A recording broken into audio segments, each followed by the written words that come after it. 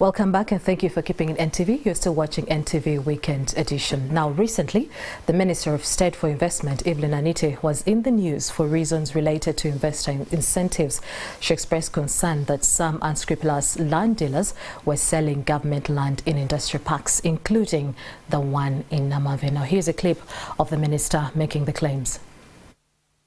Namanve Industrial Park, formerly a wetland, set aside by government in 1997 for investors to set up industries. It has since harbored lots of controversy, from fake investors to fictitious land titles being issued. And so we removed the $80,000 per acre and made it free. Now, when we made it free, I am told that people who took advantage. We lost 300 of the 2,200 acres to Ugandans who went and forged land titles with Uganda Land, Mukono Land Board, and sold this land to the investors. So those victims, people who bought land from the investors, they are there, they bought. He's one, and I hope there were 30 of them who came. There's this. They bought land. And I told them, why did you buy land? It's supposed to be free. They said, no, we bought our land. It became beyond me, and I reported the case. I told Uganda Investment Authority, we've opened a case, but we want to report this to you. What we will do is, since they're investors, what I guided was that we don't chase them out of the land, but give them freehold, and that person who took their money must refund their money. Now, since then, there have been concerns about whether incentives for investors are for sale. To help us appreciate the situation, we have the Uganda Investment Authority Executive Director, Robert MUKIZA. Good evening, sir, and welcome to Talk of the Nation. Good evening, and I'm happy to be here. It's always a pleasure. So, you were present in that meeting that the minister had with the investors. Yes. How have the claims that she made been addressed so far? First of all, the minister was very right. Land in our industrial parks is free. This is government land that has been acquired by the government, and the president instructed us, directed us, that for investors we have to ensure the land is free to investors. So we had, of course, unscrupulous entities creating double titles over our titles in particularly the Namanve Industrial Park. We had the same issue in Kasese Industrial Park. But when I was there, we decided to cancel these fake titles. And that happened. Around 300 acres of fake titles were cancelled in Namanve. And our way forward is to ensure and tell Ugandans that do not, any entity that tells you they are selling land in our industrial park is lying to you. Our industrial parks are acquired by government. Local governments, for example, have given us up to 87 square miles of land for industrial development. One of our major incentives, and you go around Africa, go around the world, it's very difficult to have an incentive for free land.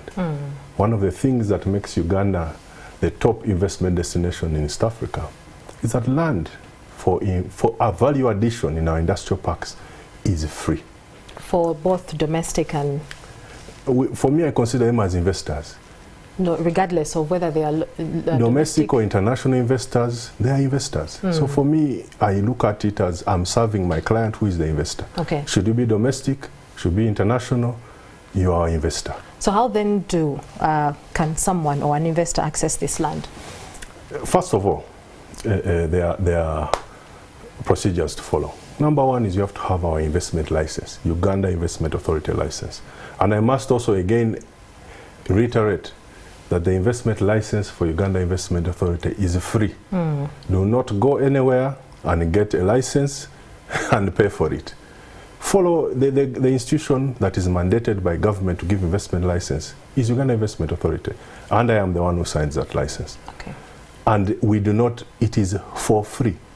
To be able to access that license, for a domestic investor, the threshold is even lower. You have to show us that you can mobilize at least $50,000.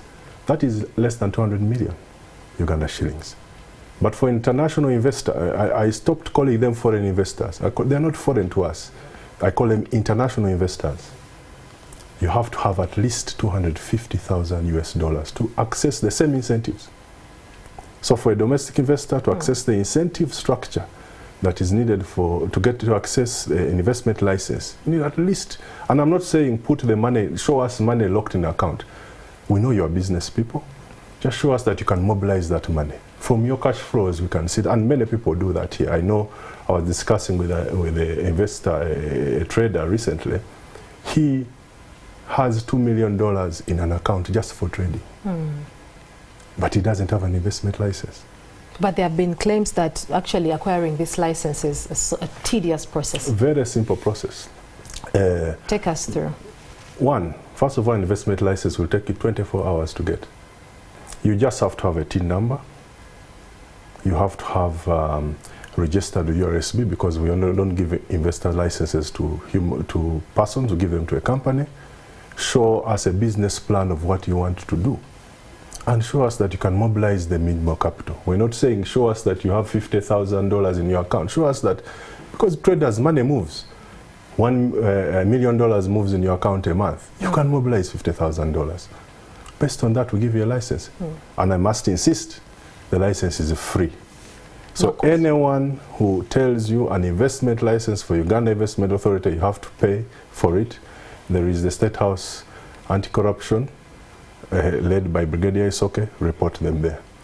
Madam Nakalema, Kano Nakalema has the Investor Protection Unit, take them there. I will and ensure that you do not pay any cent for a license. If any person in Uganda Investment Authority tells you to pay, come to me, come to the people I've told you. Do not pay a cent for a license in Uganda. So the last time we had a conversation about investment and investors, we talked about the incentives open to Ugandan investors. I would like you to take us briefly through some of these. Quite a number of incentives. Of course, once you have a license, I've given you the process for that. Yes. Land. You have one of the incentives you have is free land and industrial parks. You can access that land. In domestic investor, with at least $50,000, you can access our land. That's a very important incentive.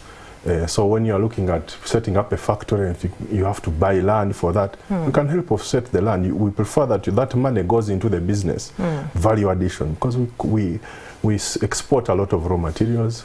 We focus very much on value addition. So land is an incentive. Number two, if you are in agricultural value addition, 10-year tax holiday for agricultural value addition. The international investors access that, the domestic investors are fully accessible to that. But remember, their threshold is lower, $50,000. International investor is $250,000. That's a very, very key incentive. Number three, you know, a lot of us do a lot. When you open your company, you have to do research. Research is an expensive, market research and all that. Those are expensive initiatives. Research costs are tax deductible. So when the URA assesses your tax, the research costs are reduced from that. That you get it by having a license, Uganda Investment Authority. Training. There are a lot of training costs that you undertake to be able to do your investment. That is also tax deductible. Those you get from having our Uganda Investment Authority license. Another one for me is Uganda Investment Authority is the one-stop center for investment under the Investment Code Act 2019. The reason for that was to ensure that an investor doesn't have to run around to get everything that is needed for them to start business in a country. At Uganda Investment Authority, URSB is there in UIA one-stop center. So you can come to one building and get your business registered. URA is there. You come to us and you get your TIN number in the same building. NSSF is there. NEMA, you are going to build a factory. You need NEMA clearances. It's also in the one-stop center. Even domestic investors, there are a few that I know. For example, Ntake, who was a trader in Chikubo, is now one of our biggest investors in Namanve. Over $150 million he has put there. So he also needs international expertise to come there, work permits. So immigration is in the one-stop center of Uganda Investment Authority. So the point, and we also have a bank in the one-stop center. The point there is you come as an investor, everything you do in one building, open your account and go and start working. That is the goal of UIA. We should just be there to facilitate investors to start their business and go and create jobs for our people, make money for our people. Okay. So as you mentioned some of these incentives for the local investors, top of the list is the license, and it only begs the question, it seems it's a very important issue, and why is it so important to have a license in this regard when it comes to, you know, investing as a domestic or local investor? It's important because the Investment Code Act is quite clear. The license you can't benefit from the incentives without the license. Okay. So you have the investment license, then you benefit from all these incentives that you think are only for foreign investors. Okay. They are for investors. I want to really continue drumming that message. We deal with investors. Whether we have foreign to rule out or local, we just deal with an investor who comes and is trying to create jobs. Remember, we have the youngest population. What's our average age here? 17.5 years. We need to find jobs for these people. Okay. So our investors, both domestic and local, we treat you as someone who is going to come and support us to get jobs for our people, add value to our raw materials in our country, because we don't want to start exporting jobs outside our country. We plant tea here or coffee in Uganda, but we import Nescafe. The people who are doing that Nescafe in wherever they are doing it, there are people working there. So we need people to add value here and give those jobs and export a better value, a higher value product. And that goes for minerals and all that. You know how blessed Uganda is. Okay. So upon getting this license, does the Uganda Investment Authority offer support of some kind, say funds, to these investors? One thing that is important to note is that we don't stop by giving you a license. We also have to work with you to survive in the country. Actually, when they are saying what's the best investment destination in the world, some of the metrics they should add is, you see, I can give you a license and I forget about you. How have you survived is very critical for me, because I want to see that those jobs are in our country. So we have what we have called the aftercare program. If you have an investor, you have an issue in URA, you are my investor, you have a Uganda Investment Authority license, we work with you to UIA to try and solve that issue. You are not getting a quick response from NEMA. But I need the factory to create jobs for our people in Namanve or in our industrial parks. UIA goes with you there to try and ensure that this is done quickly. We have what we call service level agreements with these people, with these entities. A NEMA should give a license within 14 days. URSB within a day. So if these things are not happening, we work with you, and they should get, domestic investors should get into the habit, when they are, if you have our license, to say we have an issue with UIA, can you support us to go there?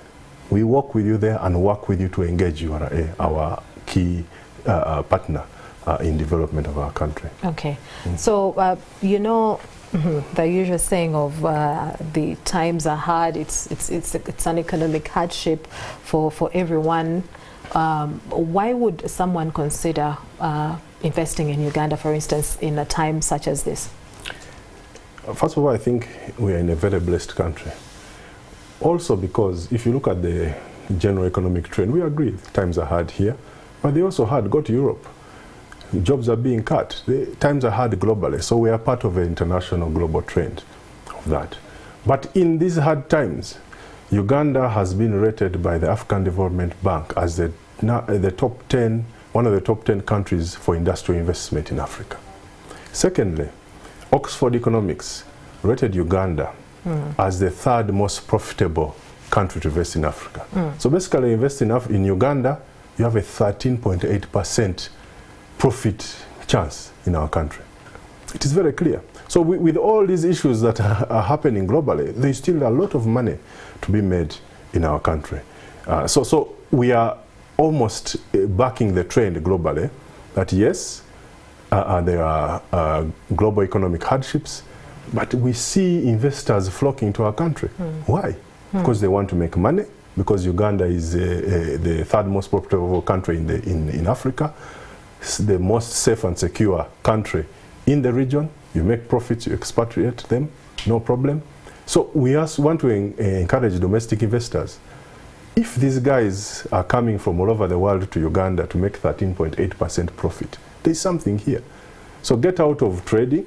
I gave you an example of an entity which was, he keeps $2 million on the account, and every month he has containers coming for clothes that they have made somewhere else.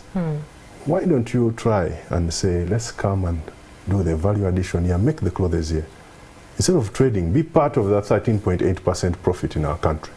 So for me, I really encourage you, the fourth estate, to support us, to tell Ugandans, do the value addition here, stop importing, because Ugandans, they are buying them. There is profit to be made in our country. Let's add value here, get our license, let us support you to get the plethora of incentives that are available, both domestic and international investors, and be able to be part of that story of almost 14% profit. Okay. Yeah. All right. So as we wrap up this conversation in your closing remarks, you've mentioned the clothing sector. Which other sector would you advise Ugandan investors to invest in? You know, when I'm here, I always look at value addition. You know how Uganda is blessed. Agricultural value addition is a huge opportunity here. So agro-processing is very, very huge in our country. Of course, manufacturing, we want you to enter the industrial parks, be part of the story of industrialization of our country. We are going to industrialize. Uganda is going to be a hub for industrialization in this region.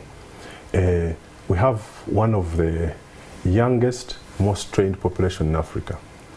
The percentage of advanced degrees, by that I mean bachelors and above, Uganda is even higher than South Africa and Egypt. So we have a young population that is very, very, very ready. So you don't need, as an investor, to come here and train people for long. They are educated, they have good degrees. 1 month they do your work. They start, getting into the entity you are. So ICT investment is very critical in our country. Services are one of the key areas. We have a deficit of over almost 5 million hotel rooms. There is an opportunity there for our domestic and international investors. Okay. So there is a plethora of, but for me the anchor for that is the security of person and property. Otherwise, why aren't investors in Somalia or Yemen? They are here because once you invest here in our country, the security of your property is very clear. It's guaranteed. The security of your person. You know how His Excellency is very clear, don't touch a civilian. Yes. So the security of person and property, the fundamental in Uganda is there, particularly in the region that we are in. Okay. Thank you, Robert MUKIZA. He is the Executive Director of the Uganda Investment Authority. And with that, we take a break. When we return, we'll hear from the world of sport.